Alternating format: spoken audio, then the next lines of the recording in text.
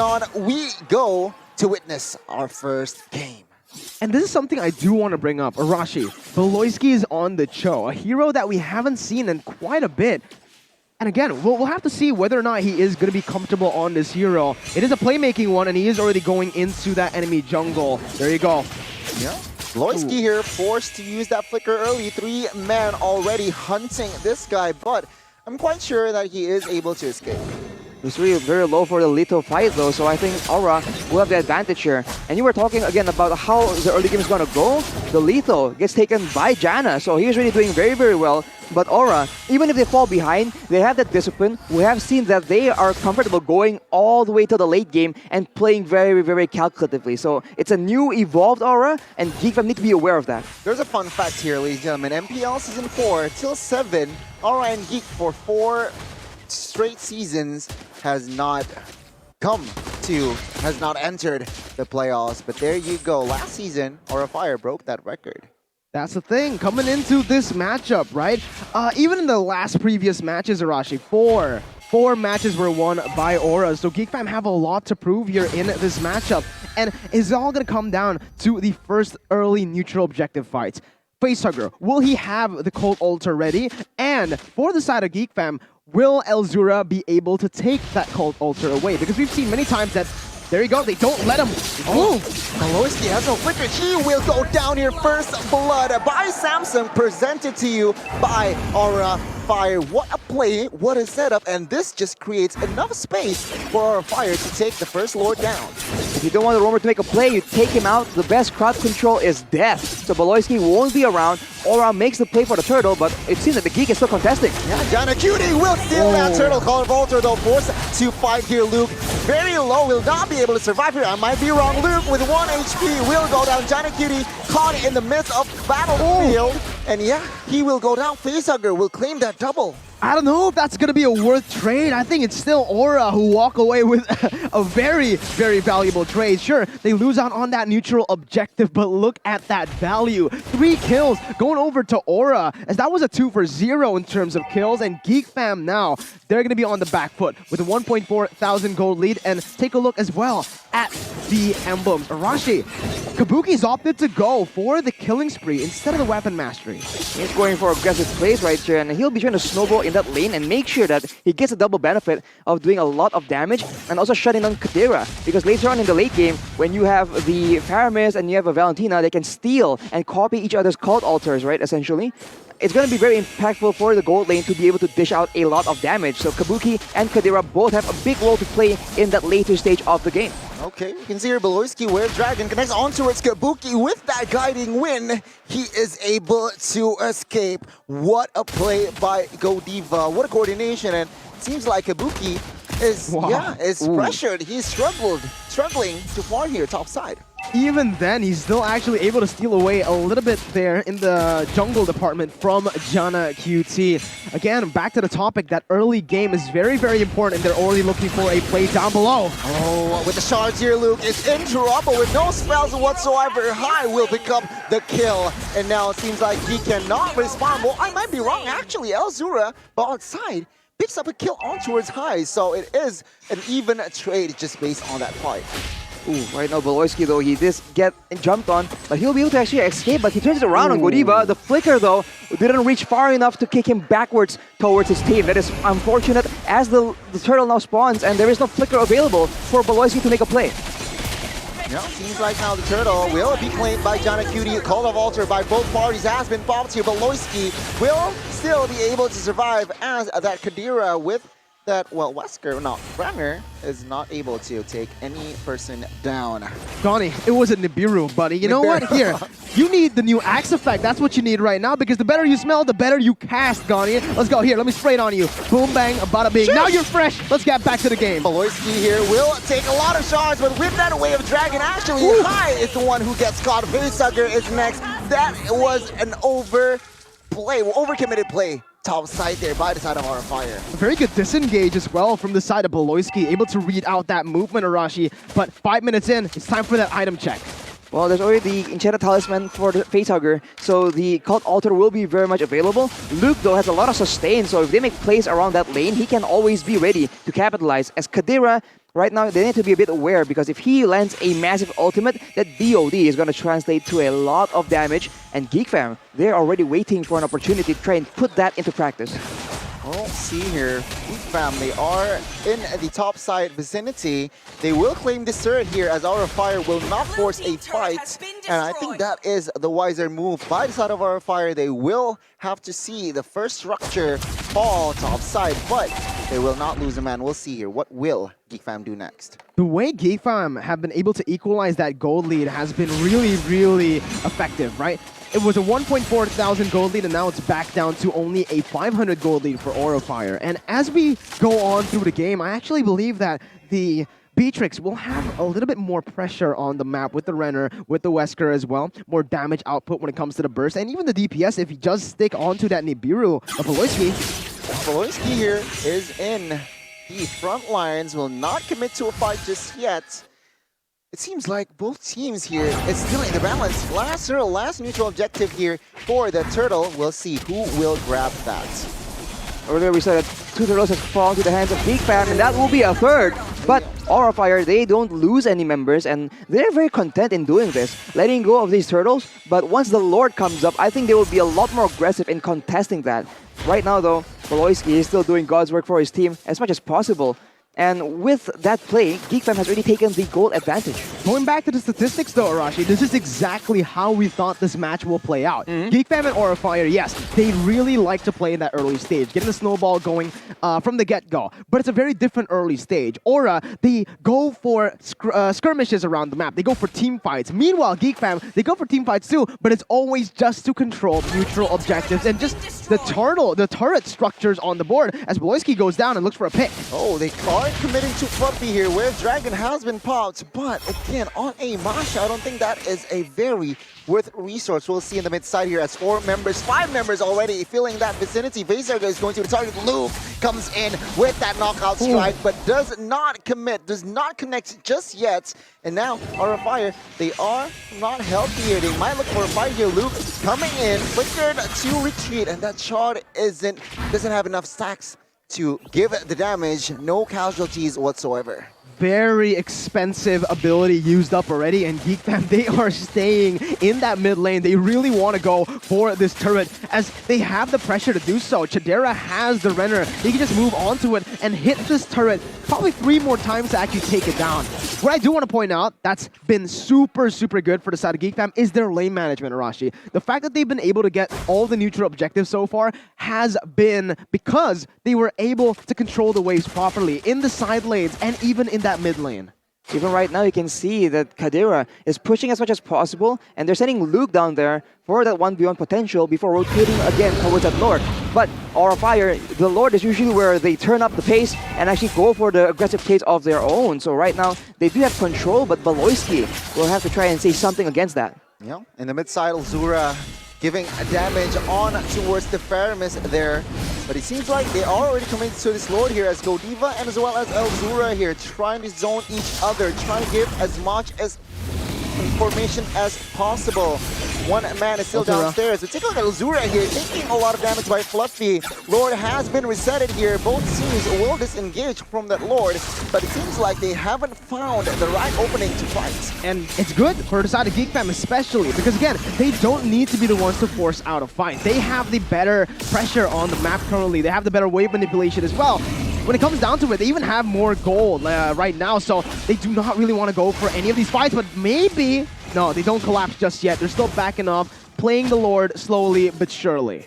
Lord here is at half HP. Wasn't really... Oh my god, backside. Kadira taking a lot of damage by Fluffy. Oh! Fluffy solo killing Kadira there top side. What the heck happened? And 5v4 now, Aura Fire. They might commit to this Lord and perhaps look for a fight. Elzura is quite low here. Fluffy moving here on towards Elzura, of course, providing cover. Oh, Call Officer is popped here. Elzura, can he escape this one as he is rather low? But take a look at High, trying to deal damage on towards Luke here. Luke needs to escape and disengage immediately by the side of Geek Fam. This is not looking good for the side of Geek Fam here, as Luke will not be able to survive. Wow. But no, I was wrong with that flicker. He is able to, and no casualties, but Lord has been resetted. It was initially so good for Aura Fire. They were able to take down Chadera before anything happened, but Geek Fam, they were able to prolong it. And Jana, he's looking for the retry here. He's going in. Can he do it here, Janaaqt? Waiting for the right moment, but High actually gets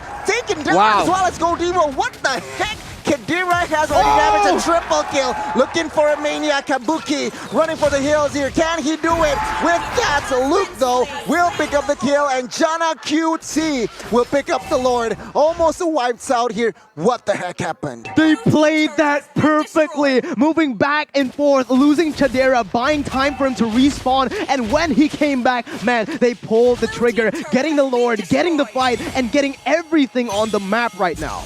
What a disaster for Aura Fire, man. They had everything in control. They got the pickup they wanted, but without a consistent hard crowd control, they were unable to actually secure the kills onto Geek Fam, and Geek Fam just bought so much time. And afterwards, Aura Fire still went for the Lord, and Geek Fam just caught them off guard with Kadera's burst damage. That is how dangerous that Beatrix is in close range quarters. So right now, Geek Fam has the tempo. They're playing with the Lord right now, and Aura Fire, they are back into damage control. You mentioned how dangerous Beatrix is when it comes down to the small range, but even long range, Arashi, he has the Renner to just dish out so much damage onto the turret safely from out of range. And look at that, he's even taking a whole lot of HP, getting the snipes as well.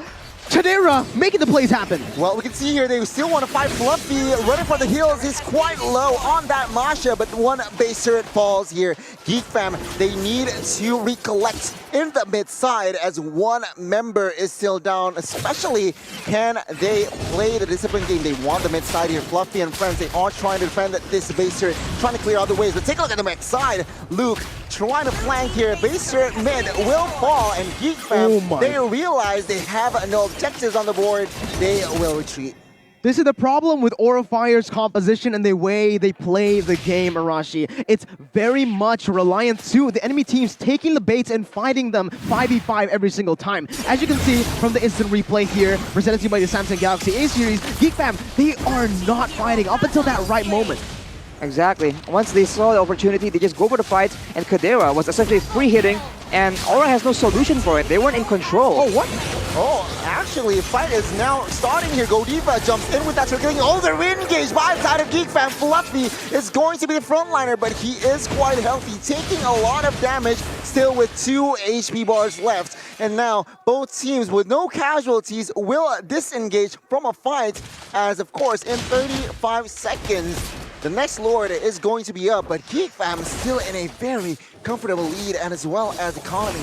Very, very comfortable. Right now, all they need to do is, again, just play out the waves properly. But for Aura, how are they going to be able to maybe turn the tides around? It all relies on this man, Facehugger, on the Faramis. If he is actually able to use that Shadow Stampede or stay out of range for Eldura's IMU, he might be able to have a chance. Oh, Luke here will distract the opponent, but with that flicker, 1 HP will not be able to survive as that shard from High connects, and he falls 5v4. Take a look at Bauman. He is already in that Lord area, but no commitments just yet here. 5v4. What can they do?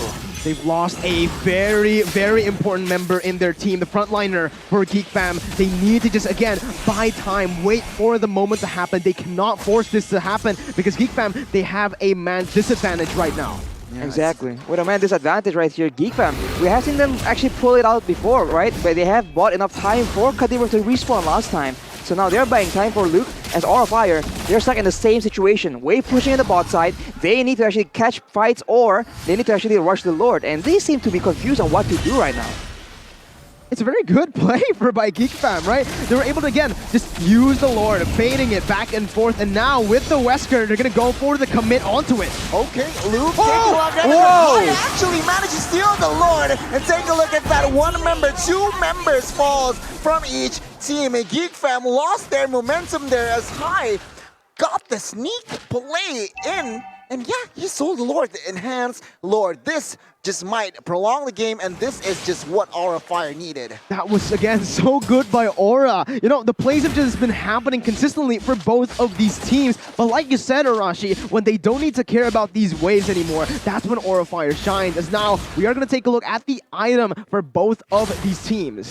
Instead, you notice that for the side of Geek Fam, the only real damage dealer is Kadira, right? We saw that Luke can do a lot of damage, but his build is very much tank. He just went for the Bloodlust Axe and then full tank in order to be an extra frontline, an extra bit of reliable CC. So essentially, it actually benefits Aura Fire because they have essentially 2 assassins that can just burst on Kadira, and if that happens, unless there's a cult altar, it's going to be very difficult for Geek Fam. Baloyskie catches Kabuki here. Oh my god, Facehugger actually is going to be the first one to fall. Can they translate to more outcomes here, Geek Fam? The immediate disengage by Aura Fire, but they really need to take care of the waves top side here.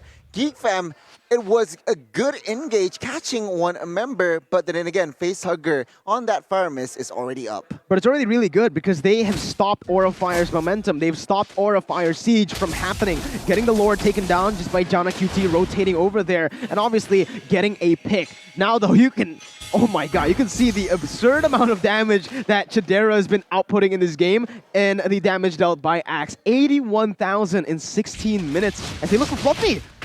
Oh, is this the right target? Fluffy, Wave Dragon has been wasted on this guy. Geek Fam, they will not overcommit on towards that Masha. They will disengage from any type of business here. Seems like Aura Fire is still waiting for the right moment. Aura Fires doesn't get the advantage in prolonged teamfights just because the range coming in from side Geek Fam. The player gold by UBS Gold, Kadera is on top right there as well, despite being taken out once by Fluffy. So he is very much the win condition for Geek Fam, because if Aura Fire makes an aggressive play with the Cult Altar, he is the one that can burst down everyone and essentially neutralize that difference. And of course, if they want to siege, the Renner is just going to be so beneficial in sieging down those turrets and being consistent poke damage from a range that's way too secure for Aura Fire to capitalize on. Chidera and Kabuki leading the pack on that UBS Gold in the graphic right there, but wait, Fluffy? No. Well, Fluffy here taking a lot of damage. Once again, he is a Masha. Geek Fam should know better. They shouldn't overcommit on towards Fluffy, as especially the Lord that might be evolved is up soon. It is now still an enhanced Lord, but in 30 seconds or so, it is going to be an evolved Lord. Back again. I don't think the Clint has the same amount of versatility that Chidera has on the Beatrix. So it's all going to come down to, again, how they execute these team fights. If Aura Fire can actually play front to back, enable Kabuki with its range, they will actually be able to somewhat win this team fight with both of the teams having a Cult Altar. We're going to have to see. Lord is taken down to half HP, Gani, but Geek Fam do not want to commit just yet. Remember, they have Chidera and they have the lethal counter with the Retri. That's a total of most probably 3 retributions here on the hands of Geek Fam. Now both teams dancing around the Lord here as Cone Altar actually popping. Take a look at the Lord. Battle of Retribution. Janaaqt QT. Very clutch here on the Lord's backside, but it seems like Aura Fire, they will force a fight. Baloyskie rather low here, will be taken down. 4 members from the side of Geek Fam will run for the hills as Aura Fire actually will trade a member for that Lord. We'll see here. Can they push the mid? Can they still give the pressure? A good fight by Aura, but a good objective take by Geek Fam. And honestly, I personally think that the Lord is going to have more value than just one member getting taken down, because it was only Baloyskie. If it was Chidera, then yeah, I think Aura Fire would have been able to use that timer to actually create more plays on the map. I think Aura Fire is just very difficult because they actually used the Cult Altar to zone away Geek Fam, but Geek Fam were somehow able to actually kite back away from all the danger, and Elzura here looking for a play, but they have to be careful because Geek Fam, they're looking for opportunities to try and turn this around as well. Geek Fam here will try to siege this base. Godiva with half HP still quite confident being with the circling eagle actually towards the backside. Will this be the right play? Geek Fam pushed away 4 members, and it seems like Aura Fire can somehow get a hold on the defense Meanwhile, one member was taking care of that Lord, so a very, very good play by Aura Fire. It is another reset. The best defense is offense, Arashi, and you can see it from Aura. They just go guns blazing. You want to go for the siege? Nah, we're jumping in with a Cult Altar. And Elzura, he didn't have that Cult Altar yet. So again, it comes down to Elzura and Facehugger. When it comes down to the all-in team fights like that, the Cult Altar presence is going to be massive, and we have seen it for a lot of different teams. If you have the Cult Altar, you essentially have a free, clear Lord card, unless Geek Fam wants to actually push the tempo and fight them at their own game. But as you mentioned, that requires Elzura to have a Cult Altar of himself prepared as well. So now it's back to the Siege game, the pick-off game for the side of Geek Fam, and for the most part, they're content just waiting because they have been able to actually get the jump, get the advantage on Aura Fire in all of these objective team fights. Fluffy is rather...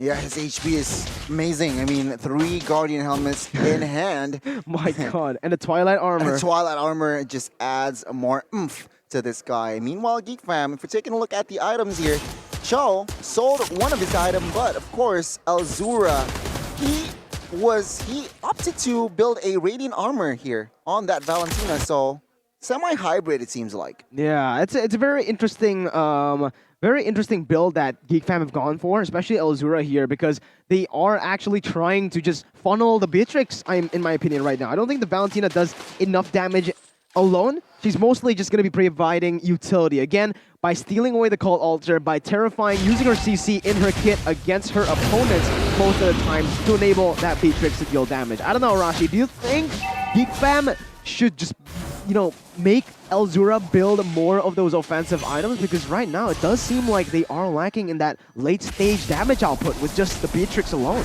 Well, the Beatrix can do more than enough damage for the team if he's left alone. So Elzura can be a bit more aggressive, can be a bit more playmaking heavy if he has more defensive items. With the Radiant Armor, he can neutralize a lot of damage coming in from the Amon, the Matilda, and from the Paramis as well. All those damage sources do multiple instances, which the Radiant Armor works very well against.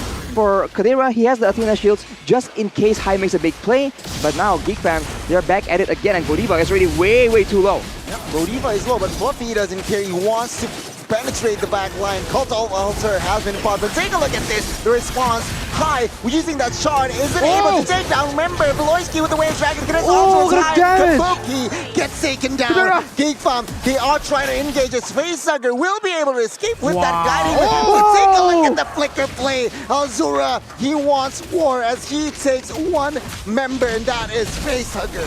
Such a good engage and a re-engage from Geek Fam with the Cult Altar, saving it for the last moment there. Elzura, definitely the man of the match, the man of the play right there in that team fight, as that just enabled Geek Fam to pop off in the team fight and to secure the Lord presented to you by the Samsung Galaxy A series. And it looks like Geek Fam wants to go for the end right here with the Evolved Lord.